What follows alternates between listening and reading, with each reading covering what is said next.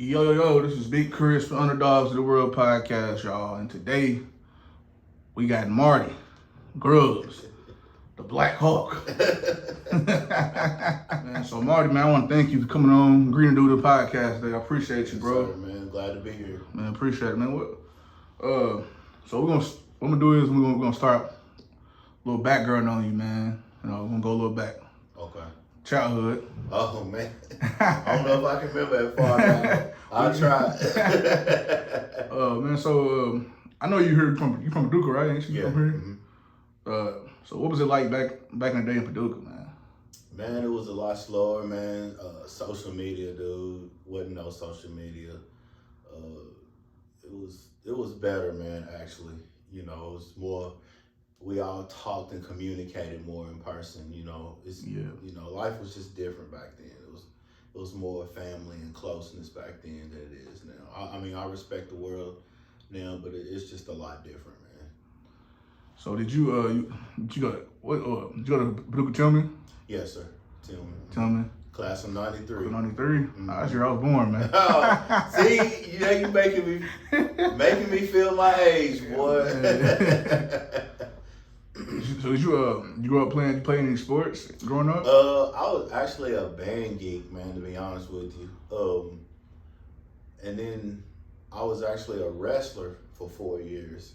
And I was good at wrestling, but I think I weighed 125 pounds then, man. So that's kind of where my background in weightlifting came from. From wrestling? From wrestling, yeah. It's like you went state or anything like that? Like I won a couple of tournaments, man. I never went to state, you know. I placed in some tournaments, but you know, I wasn't that good, but I was decent. So no college offers. No college offers. So I know, I remember you telling me before you was a smaller kid. You wasn't a big kid at all. No, I think I graduated 130, 35 pounds, man. I was a little guy, man, and I always wanted to be a bigger guy, but it was like I looked at everybody playing football around me. I was like, man, these dudes are huge. And then, yeah, I adjusted to that, man. I got used to that. So when you graduated high school, what did you have to graduate? You go to college? Did you go to college and all that? I went to college. I actually got a music scholarship. I was a music major, man. What did you play? What instrument? I played trombone, valve trombone, baritone, a little bit of tuba, and I could play piano by ear. And I played standing string bass. So I could play, man. I had an ear for music. I was really good, but as career-wise, it just wasn't gonna take me anywhere. Like I didn't want to be a band teacher. But yeah, I went to Kentucky State University for a year actually. Okay, went to Kentucky State, and then you came back to Paducah. I come back to Paducah. It's interesting you asked, man. I came back. You know, at that age, we got it all figured out. We think we do at least. Yeah, we think we know. So I went to school at West Kentucky for a dental assistant, and I worked part time at it was called RPS, which is FedEx right now, and I worked at Golden Corral, and I was trying to juggle jobs and go to school, and I just blanked out, tired out, man. So.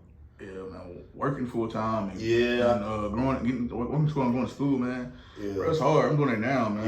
Yeah, it's hard, man. I mean, I seen people do it. I couldn't juggle it all. And you know, I can't leave out the part. I still wanted to run the streets too. So you're trying to do all this in one, and it just wasn't happening, man. My maturity level was 0. So you was out there in the streets like that, Marty? Man, I just ran around clubbing, you know, chasing women, doing all that stuff. Yo. So, you was a big clubber back in the day, man.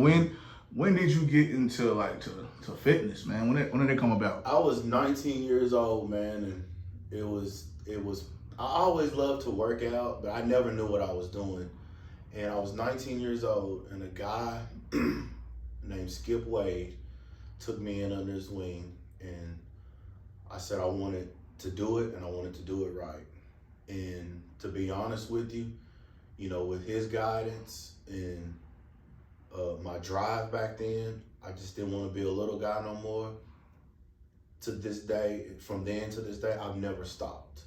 I've been going hard since I was 19, so that's over 25 years ago, you know what I'm saying, of day in and day out, injuries, everything, but I always had a passion for fitness, man. So, how fast did you get results? Like when you started taking it serious and doing it right? Oh man, let me tell you, dude, this is the truth. I didn't understand the concept of a lot of things. So like I would get this big pump when I got in there, and I'm like feeling like I was just getting massive. And then by the time I got home and got in the shower, that pump was gone. So, and then you go through the stage of everybody wants to be cut. I didn't have enough muscle mass to be cut, so I would go get cut, then I would turn skinny fat. So there was a lot of ups and downs. There were times that my body didn't want to cooperate. And I think I had 2 good years in my early 20s to where I was dedicated. I stopped going out. I didn't drink. I didn't do anything, but I slept, ate, and breathed bodybuilding. And then, of course, as I got older, the clubs and stuff was calling, so I was trying to juggle it all in. So that kind of hindered me a little bit. So what was your, like, to get bigger, what is the diet process for like a kid that's skinny, that's trying to gain muscle? The guys that I ran with had me eating close to 4,000 to 5,000, 4,000 calories, a lot of steak, a lot of beef, potatoes. Oh, I was eating close to a dozen eggs a day. Of course, most of them were whites. A lot of high carbohydrates, heavy lifting. It's mainly the food, man. Yeah. A lot of meat and potatoes, a lot of high carbohydrates. And you were allowed bad meals back then. So I could have one bad meal a day. Yeah. I mean, when you was training, when I was training with you, I had that one cheat meal every Friday. Yeah. I love that cheat meal. Yeah, you look forward to, when you get them once a week, you are counting down the days. So I had pizza every Friday was my pizza day. yes, that's exactly right. So what would you tell the people out there, man, that's struggling with weight? They want to start working out, and they want to lose fat and turn it to muscle. What would you tell them? Okay, see, this is where we get the concept mixed up. You got to do kind of one or the other. You can lose the fat. Yeah. You can do your cardio and your diet. Still keep your weight training in, and you're not gonna drop as fast as you would if you just did nothing but cardio. But if you did nothing but cardio, 9 times out of 10, you're just gonna look skinny fat. You're gonna lose all the weight, and you're just gonna have a lot of excess skin. Now, if you are really big and you're trying to lose, you're gonna have you're gonna have excess skin. But if you're just somebody about like your size and you lose and work out because you already got a base to work out, then you should just come right on in. Then. Gotcha. All right, man. So if you can go back in time and tell your younger self, say 5 things, what would you tell the younger self? I wished I could have. I wished I could have took. For one, I wished I would have took it more seriously in my early 20s. There were times I slacked off.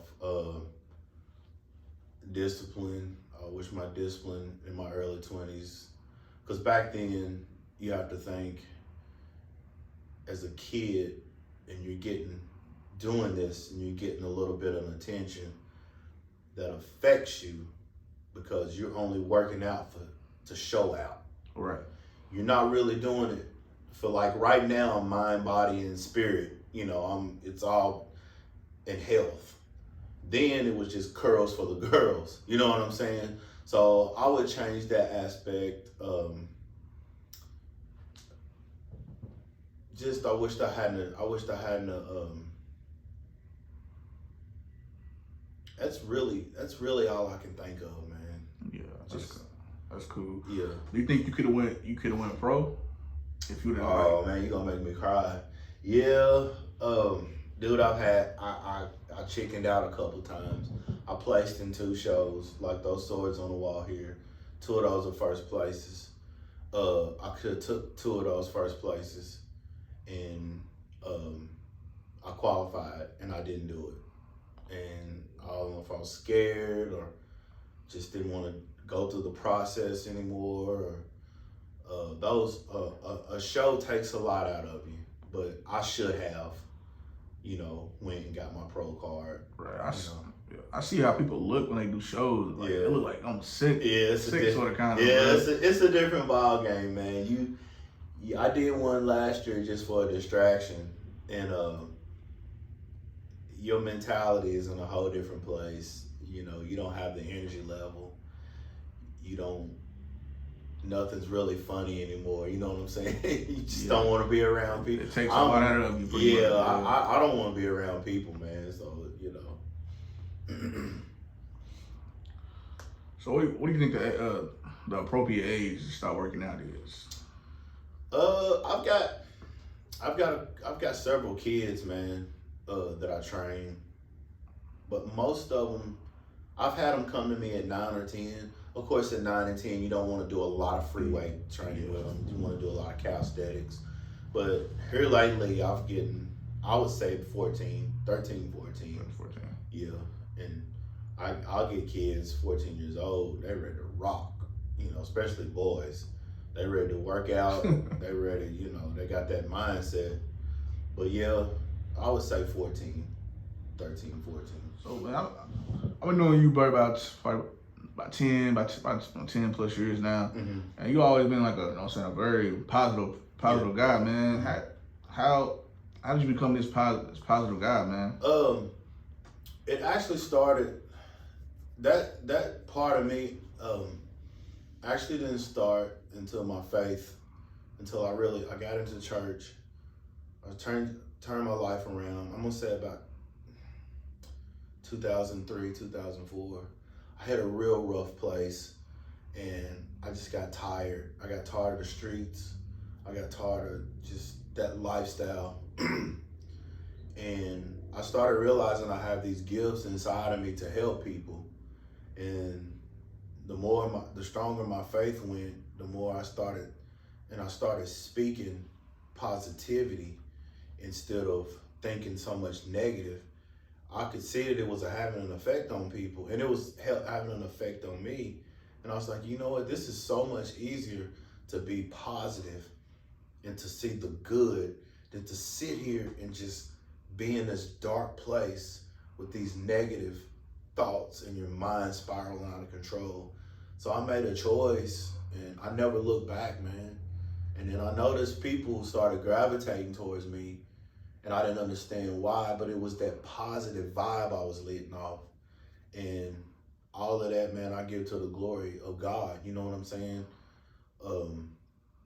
Just for keeping me in that state. Now, it's not always easy, man. There's some days I don't want to be positive, or sometimes people will try to bring that other side out of you. Yeah. But yeah, I know you understand. Yeah, but yeah, man, it's a blessing to be able to, be looked at that way. So, man, what is your walk with God been like, man? It's an interesting question, man. I grew up in church my entire life. My dad was a preacher, my mom was a minister. But as a kid, I actually hated church. But it was like whenever I found the right church, and I was around the right people, and then my testimony as far as God and all that brings in was mainly, I started using that in my workouts. So that means the discipline that I had to do in the food and in the working out and staying consistent, I also had to do that with my prayer life.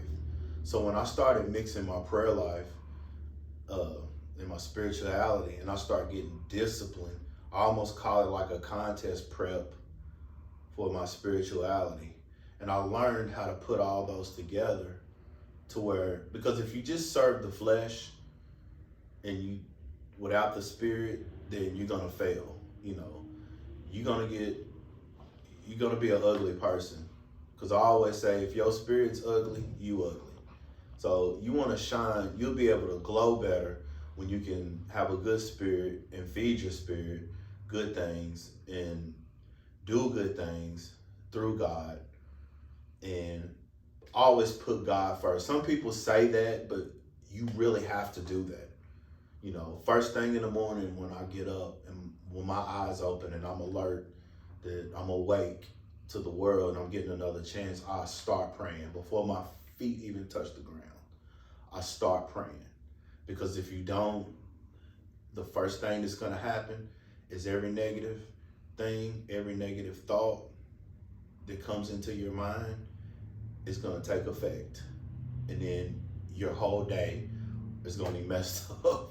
Man, I struggle with that, to be honest, man. I'm kind of working at AT&T right now, man. Like some days, so it's so strict there, man. Get some of my nerves sometimes. I go to work and I have the worst days sometimes, man. Mentally, man. Like I'll be.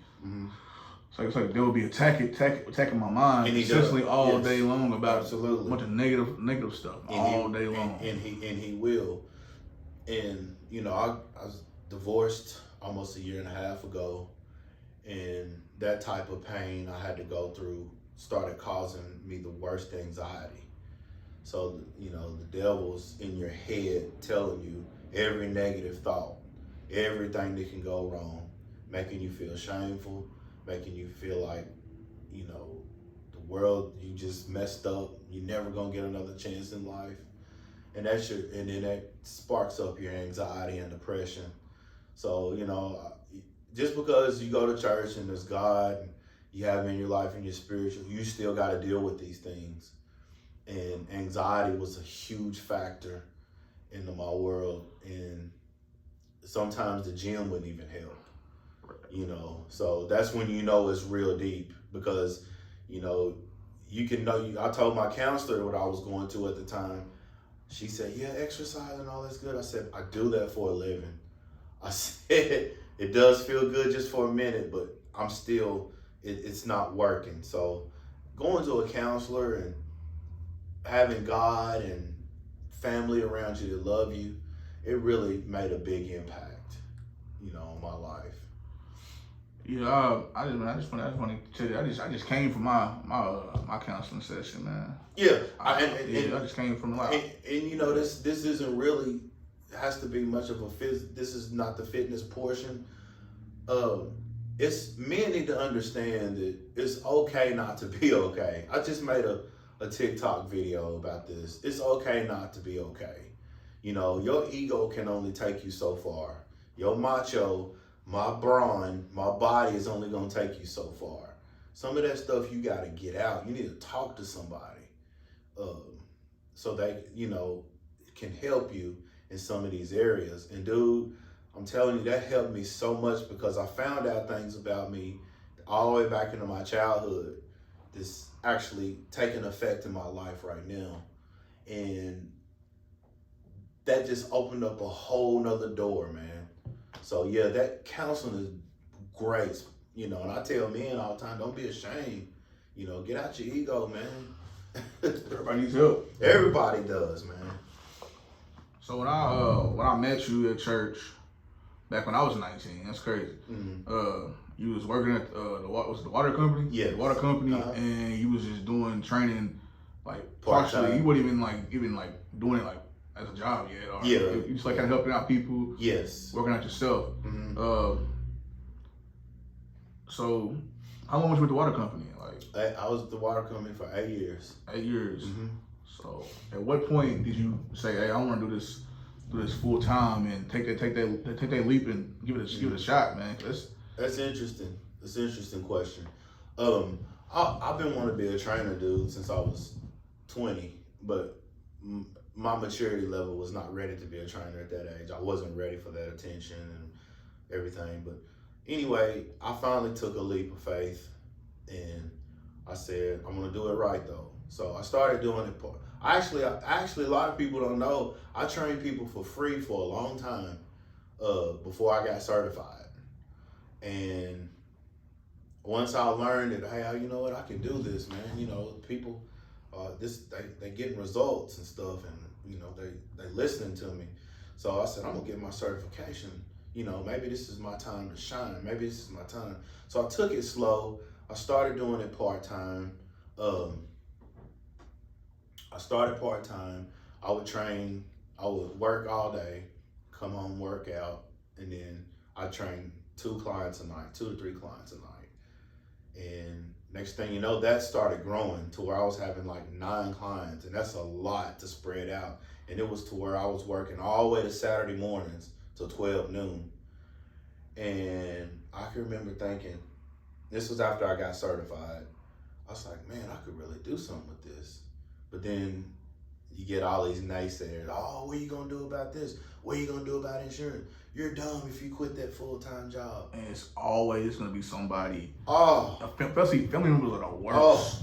Bro, like, man. always gonna tell you, it's the negative, man. Yeah, like, you know they doing it out of love. That's out of love, man. Yeah. But you know what I'm saying? They got like, oh, you're right, but yeah, man, what if this is what God's calling me to do, man? Yeah, you know what man. I mean? But I knew he was, and you know, one day, man, I had a bad day at work, and I gave myself a timeline, and my workout partner, my sister, a lady by the name of Donna Thomas, she said, if you don't do it right now, you're gonna keep on spreading that timeline out. She said, if you don't do it now. And I had a bad day at work, and one of the bosses, man, yelled at me about something, and I was like, I gotta get out of here. This is taking my peace away. And the woman I was married to at the time, she said, I think you can do it right now. And I went into that work and first I made some calls, because all I had to do the whole time was fill in mornings. I made a couple of calls, and people said, hey, if you train in the morning, I'd come. I called like 2 or 3 people, and then word got out that I was doing it full time, and my schedule filled up the whole week, just like that. Man, so I went in and put my 2 weeks in, and that was it, man. Everybody knows you know, Marty. Everybody knows you, bro. Everybody knows. I mean, a lot of people know you, Paducah, bro. Yeah. Like, I mean. But you know, I'm so humble though, man. Like, I still feel like, even to this day, you know, I got my own business. I'm still so humble, and I still feel like I need to network and get out there, and you know. But a lot of times, man, I can just really sit still. I'm established now, thank God. But you know, you get scared. I still get scared, man. My anxiety gets the best of me. If I get a client drop out, I'm, oh my gosh, what I gotta do? I gotta get another client. But you know, I'm really doing well, man. You know, I'm glad you're doing well, man. I appreciate it. For somebody that seen you training at the gym by your, for people for free, and then now you're making a living at it. Yeah, man. That's crazy. I mean, plus, you know, quitting that job, man, that was hard. I know it was hard, bro. After you did it, I know you still wondering, like, what did I just do? What I just do? I was worried about benefits, and then all that stuff just worked out, man. And you know, my thing is when you get blessed, nothing ever should be forced. I learned that if something is for you and God is in it, that transformation is just gonna flow right on through. It ain't gonna be no hiccups and no, oh man, I can't do it because I don't have this, or I needed this certification, or this person ain't gonna come and I ain't got the clients. Dude, clients fell into my lap. And since then, it's still that way. Like, they still coming. I still got people wanting to train. That's because this is for you, man. This is my purpose. This is your purpose on this earth, man. Like, and that's like me, honestly, man. You know, I'm 29 years old now, man. I'm still trying to quite figure that out. Yeah. But I feel like you know, I feel like this may be it. I don't know. I mean, it's kind of like keep doing your thing, bro. I'm telling you, you keep doing your thing no matter what anybody says. Just keep moving forward and keep doing it. And that's the growing part. You know, whenever I worked these labor jobs and my back was always hurting, that's where the growth is. The growth is you humble enough to work. You humble enough to submit to somebody. You know, if you can't submit to somebody or to a job, then you may not be a good business owner, or you may not be able to run your business. You gotta have that humbling attitude, you know, of respect, and then that's the growing part. That's the growing part. And after that, it just flows, and then you'll notice your audience is gonna get bigger. Everything will just start growing, and you won't even have to try. You ain't gotta convince people. You ain't gotta. It'll just be right there. I mean, you're already out there. I've heard your name. I've seen some of your content for years. I was just waiting on my time to get on here. It's holding back on me. I say, man, I want my interview. So what's the best thing about having your own business? Oh man, well, I don't know where to start. You kind of make your own schedule. Well, in my business, my schedule really runs the same way. It's early mornings, sometimes late evenings. It's just that freedom, man.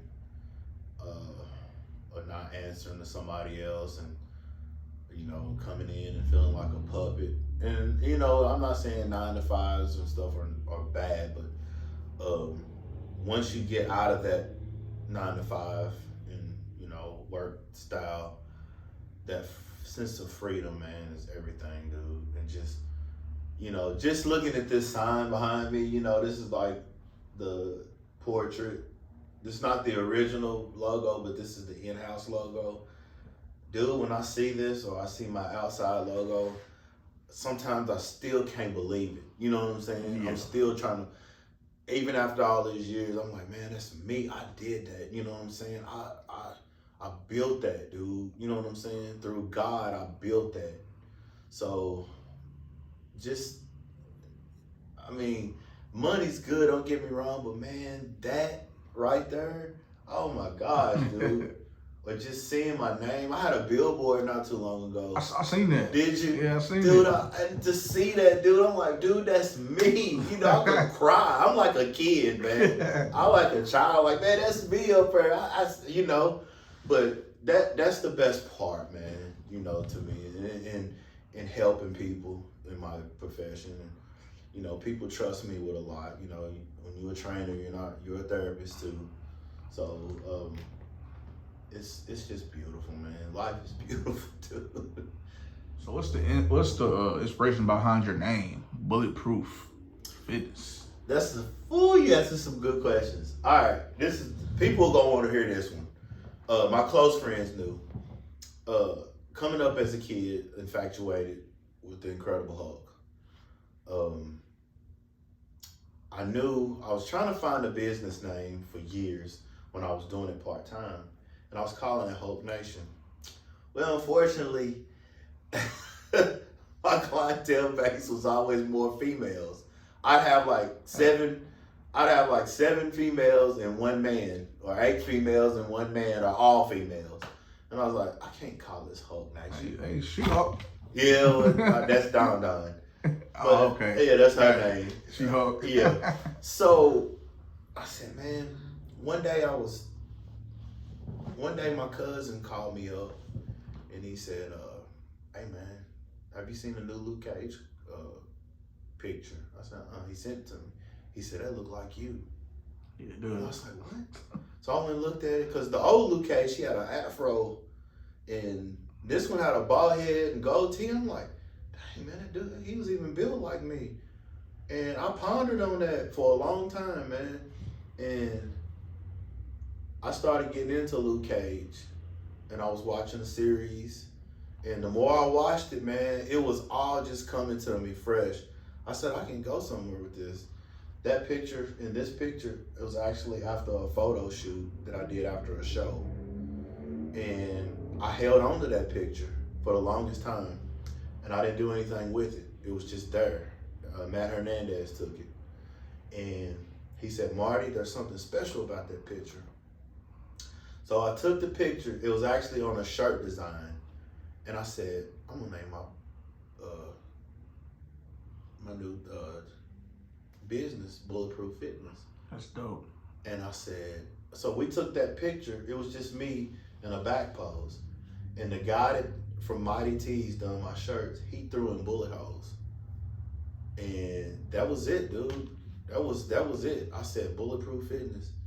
I wasn't sure where it was gonna go, man, but wasn't he bulletproof though? Yeah, he was.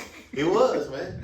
That's what made. That was the whole point. It was Bulletproof Fitness. I was like, okay, I can grow with that. It just hit me, man. And I thought, it's probably gonna be people laughing at me or whatever, but I said I gotta start just moving forward, and that's what he always say. People are always gonna laugh at you and take what you doing like, it's a joke, but then like.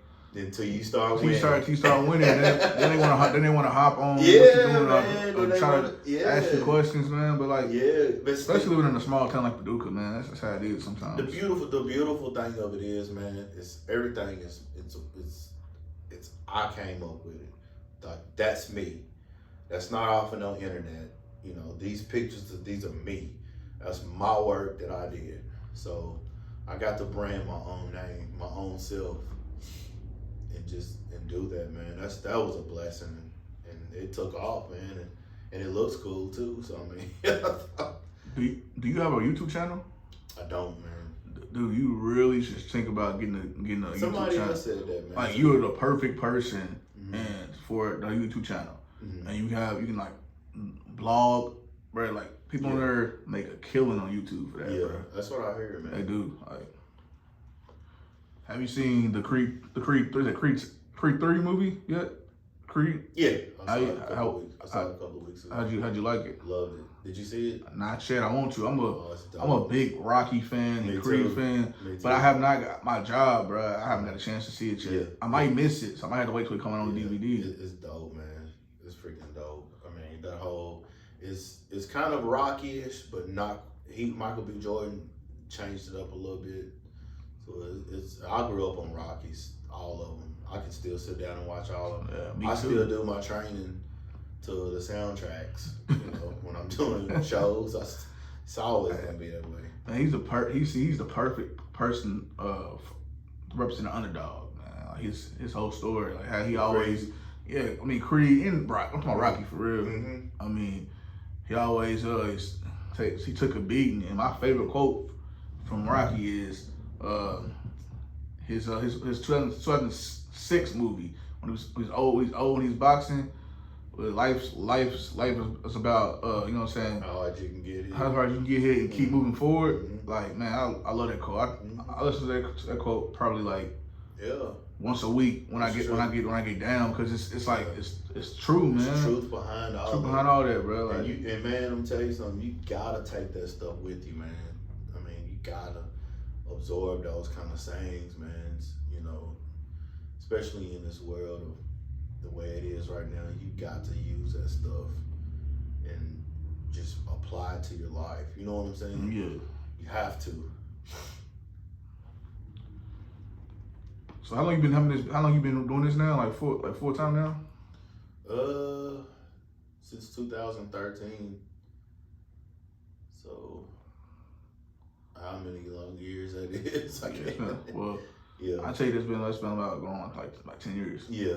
It'll be 10 years. Well, I graduated high school in 2013, so it'll be 10 years. Yeah, that's when for me, for May. In May. Yeah, that's when I started. Yeah. And then I got here in 2020 because COVID shut the gym Genesis down, and I got here, and this was a scary move, but this took off. Big time. I'm doing better here than I was over there. Really? To be honest with you, yeah. So you eventually gonna get a bigger space? I don't know, man. I kind of like it here. It's just for one-on-one training. It does what it does. Yeah, I guess if you're just gonna do one-on-one training, Yeah. it's Yeah. just fine. But And if I decide to try to open up a gym, then yeah, a gym. I'd love to do that, but I don't know if I want the headaches. yeah, like so the gym is shut down, didn't it? Shut Yeah. down. Yeah. Yep. 2020. Miss it. I miss the people there, man. I miss the other trainers there. Marissa and Nora, man, they were really good friends of mine. But you know, I like this private setting that I have, man. Kind of do my own thing, and you know, it's nice. So what's next for you, man? You got anything coming up that you're doing? Like, I need like merch. I know you got merch. Don't you got merch? Don't you? Merch. Yeah, I got shirts. I got tanks. I don't have anything in right now because I haven't bought anything new. But dude, there's so many of my shirts and stuff out there. I'm seeing people from. I think I was in Murray one day and somebody had on my shirt. So I mean, it's just crazy, man. That you know, somebody sends me pictures. You know, they in Marshall County, man. Such and such had your shirt on there. Take a picture of it. So yeah. I don't know, man. Like I said, I would love to open up a gym and just let it run itself, but I've been praying on it.